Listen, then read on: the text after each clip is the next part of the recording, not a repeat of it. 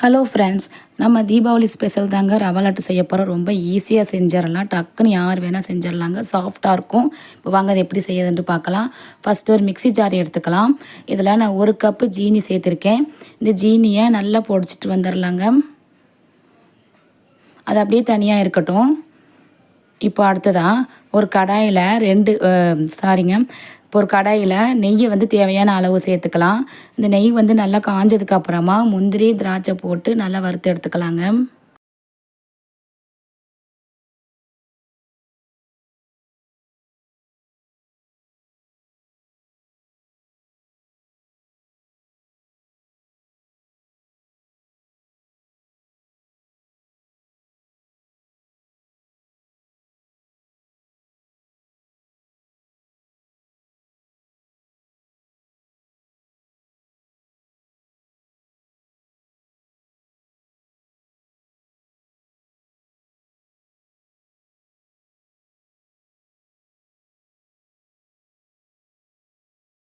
இது நல்லா வறுத்து எடுத்ததுக்கப்புறமா தனியாக எடுத்து வச்சுக்கலாம். இப்போ அதே நெய்யில் வந்து 2 கப்பு வந்து ரவை சேர்த்துக்கலாம்.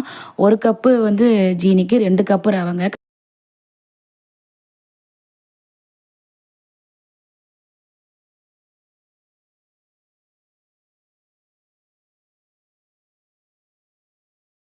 இப்போ இது ஒரு 5 நிமிஷம் போல் நல்லா அடுப்பு வந்து லோ ஃப்ளேமில் வச்சுட்டு நல்லா வறுத்துக்கலாம்.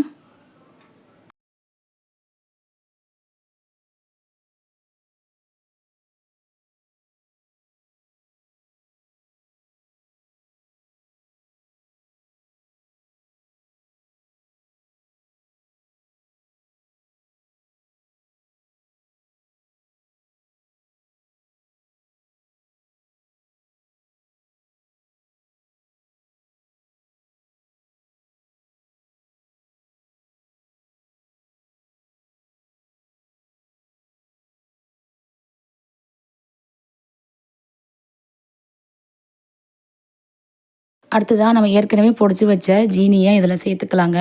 சேர்த்துட்டு ஒரு 2 நிமிஷம் போல் நம்ம வறுத்துக்கலாம். கரெக்டாக இருக்கும். ஒரு 2 நிமிஷம் வறுத்தா போதுங்க.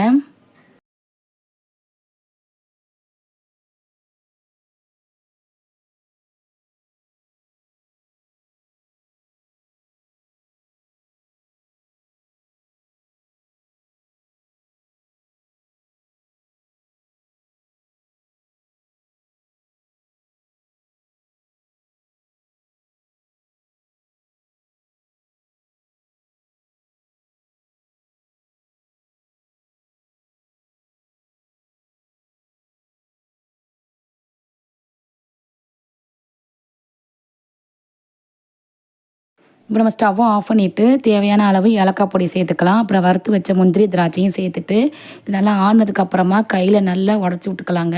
உடச்சதுக்கப்புறமா காய்ச்சின பால் இருக்குது. அந்த பால் கொஞ்சம் கொஞ்சமாக சேர்த்துட்டு நம்ம உருண்டை பிடிக்க ஆரம்பிச்சிடலாம். நம்ம நெய் வந்து அதிகமாகலாம் ஊற்றலை, கொஞ்சமாக தாங்க சேர்த்துருக்கோம்.